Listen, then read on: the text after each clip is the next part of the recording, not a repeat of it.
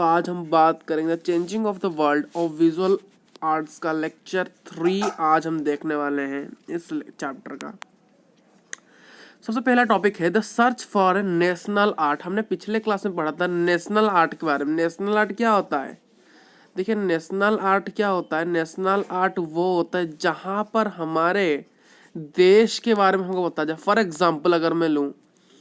Example अगर मैं India की ही बात कर लूँ, यहाँ पर इंडिया का नेशनल आर्ट, जैसे कि हम अगर ड्राइंग करेंगे भारत माता का, तो ये क्या हो जाएगा? अगर मान लीजिए मैंने ड्राइंग किया भारत माता का ड्राइंग किया, तो ये एक नेशनल आर्ट आ जाएगा इंडियन लोगों के लिए, ठीक है। या फिर हमने अपने इंडिया के मैप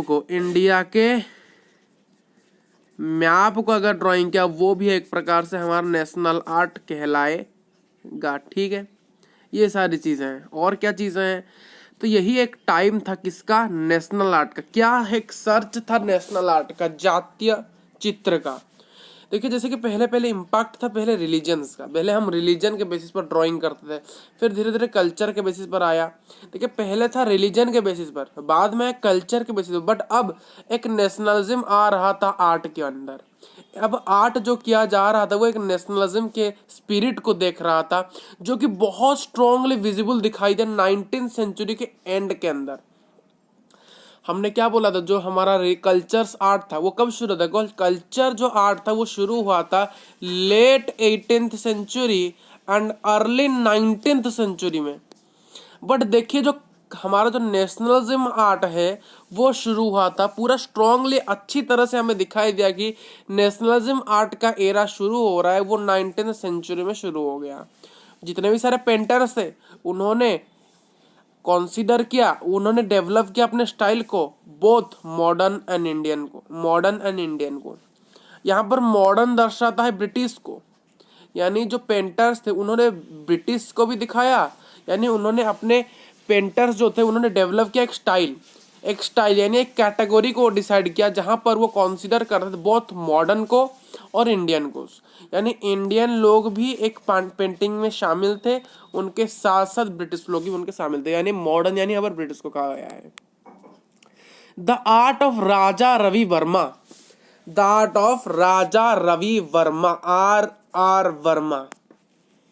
देखिए राजा रवि वर्मा एक बहुत ही बड़े आर्टिस्ट थे, जो कि intermingle modern and national style के ऊपर यानी नेशनलिज्म के ऊपर ज़्यादातर आर्ट बनाते थे। वो एक महाराजा ऑफ तारानकोर के फैमिली से थे, जो कि केरला में एक बहुत बड़ा परिवार के नाम से जाना जाता था। महाराजा ऑफ तारानकोर वो फैमिली से थे। कौन? राजा रवि वर्मा। इसलिए उनके नाम में देखिए राजा लगा गया है। राजा रवि वर्मा एक केरला के एक फैमिली से बिलोंग करते, जो कि था महाराजा ऑफ त्रावणकोर, ठीक है। राजा रवि वर्मा कौन है? एक आर्टिस्ट थे जो कि इंटरमिंगल मॉडर्न नेशनलिस्ट आर्ट में थे, बस, ठीक। उन्होंने क्या किया था? उन्होंने वेस्टर्न आर्ट पर मास्टरी कर दी थी। वेस्टर्न आर्ट यानी ब्रिटिश जो आर्ट यानी जो मॉडर्न आर्ट था उस पर मास्टरी कर दी थी, जैसे कि ऑयल पेंटिंग्स हो गए या फिर जो रियलिस्टिक लाइफ के आर्ट हो गए। उन्होंने हमारे इंडियन के मिथोलॉजी यानी इंडिया के गॉड एंड गॉडेस के भी ऊपर उन्होंने क्या पिक्चर्स बनाए हैं। उनकी ज़्यादातर जो पेंटिंग सीन होती है वो ज़्यादातर रामायण के ऊपर होती थी और महाभारत के ऊपर होती थी, यानी इपिक कथाओं के अंदर, यानी पुराने कथाओं के ज़्यादातर होती थी। जो राजा रवि वर्मा थे उन्होंने एक पिक्चर प्रोडक्शन टीम भी बनाई थी, जहाँ पर वो पेंटिंग प्रेस करते थे, आउटस्कर्ट्स करते थे बॉम्बे के अंदर। यानी यहाँ पर एक पिक्चर प्रोडक्शन टीम बनाई गई थी, जो कि ज़्यादातर पेंटिंग को आउटस्कर्ट यानी बेचती थी। कहाँ पर बेचती थी? बॉम्बे के अंदर बेचती थी, ठीक है। फिर आगे बढ़ते हैं। A different version of national art, एक डिफरेंट वर्जन आ गया था नेशनल आर्ट। वो क्या था? देखिए एक ग्रुप ऑफ नेशनलिस्ट, कुछ नेशनलिस्ट लोग थे जो कि नेशनलिस्ट आर्टिस्ट थे। एक ग्रुप था बंगाल से जो कि गैदर्ड हुए थे। किसके साथ? गैदर अराउंड अरविंद्रनाथ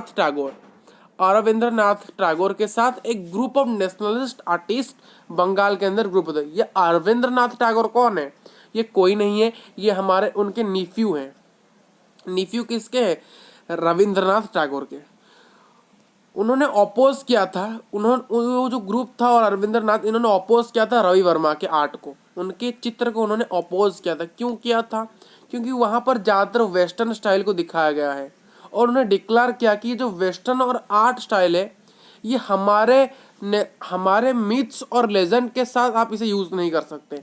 यानी बेसिकली राजा रवि वर्मा जो थे, यहाँ पर देखिए अच्छी तरह से सुनिए, राजा रवि वर्मा जो थे वो वेस्टर्न और मॉडर्न यानी ब्रिटिश के आर्ट के साथ साथ इंडिया को भी दर्शाते थे। तो ये पूरा को ही जब दर्शाते तो वो इसे कहते थे क्या? नेशनलिज्म, नेशनल आर्ट कहते थे, नेशनलिज्म आर्ट। बट वहीं जब अरविंद्रनाथ टैगोर और उनके साथ कुछ ग्रुप्स ऑफ नेशनलिस्ट आर्टिस्ट कहाँ के? बंगाल के, जब एक साथ मिलकर कहने लगे कि अगर आप इंडिया के नेशनल आर्ट को बना रहे हो, यानी नेशनलिस्ट आर्ट को अगर बना रहे हो, तो यहाँ पर सिर्फ इंडिया के कल्चर, हेरिटेज और हमारे मिथ्स, हमारे मिथोलॉजी, हमारे गॉड्स, हमारे गॉडेस, हमारी भारत माता, इन्हें आपको दिखाना चाहिए, ना कि उनके चीज़ों को दिखाना चाहिए। तो इस चीज़ के ऊपर उन्होंने अपोज किया था कि हमारे जो नेशनल एंशिएंट मिथ्स और लेजेंड्स है वहाँ पर हम मॉडर्न और वेस्टर्न चीज़ों को यूज़ नहीं कर सकते हैं। उन्होंने क्या किया था? उन्होंने एक इंस्पिरेशन बनाया था medieval Indian tradition of miniature painting. उन्होंने एक मिनिएचर पेंटिंग बनाया। मिनिएचर पेंटिंग यानी एक स्मॉल आर्ट होगा जहाँ पर 3D में आप हर कुछ देख सकते हो। मिनिएचर यानी यहाँ पर एक मोहल्ला है, यानी आपका एक सोसाइटी है, उस सोसाइटी को एक पेंटिंग के अंदर एक छोटे से जगह के मतलब पूरे 3D में दिखाना, उसे कहा जाता है मिनिएचर। उन्होंने हमारे एक मीडिएवल इंडिया का, जो हमारा मीडिएवल इंडिया यानी जब मुगल यहाँ पर क्या कर रहे थे? राज कर रहे थे, उसका एक मिनिएचर फोटो बनाया था। और उसके साथ साथ एक मुराल पेंटिंग भी बनाया था अजंता केव्स का। एक अजंता केव्स की एक मुराल पेंटिंग बनाया गया था एंशिएंट आर्ट के स्टाइल के अंदर, ठीक है। उनकी ज़्यादातर जो पेंटिंग होती है वो किस पर निर्धारित? राजपूत स्टाइल्स ऑफ पेंटिंग के ऊपर। उनकी ज़्यादातर चीज़ें क्या होती? इंस्पायर्ड होती थी। उनका जो आर्ट था वो एक जापानीज पेंटिंग से इन्फ्लुएंस्ड हुआ था। इनकी इंस्पिरेशन कहाँ से थी? राजपूत पेंटिंग से थी। बट ये इन्फ्लुएंस्ड कहाँ से हुए थे? देखिए इंस्पिरेशन क्या है, इससे देखकर वो इंस्पायर हुए थे।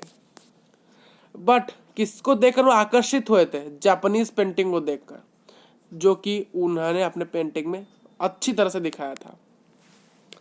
तो यहाँ पर हम लेक्चर को ख़त्म करते हैं। Thank you and bye bye. और आपका यहाँ पर चैप्टर भी होता है क्या? कंप्लीट।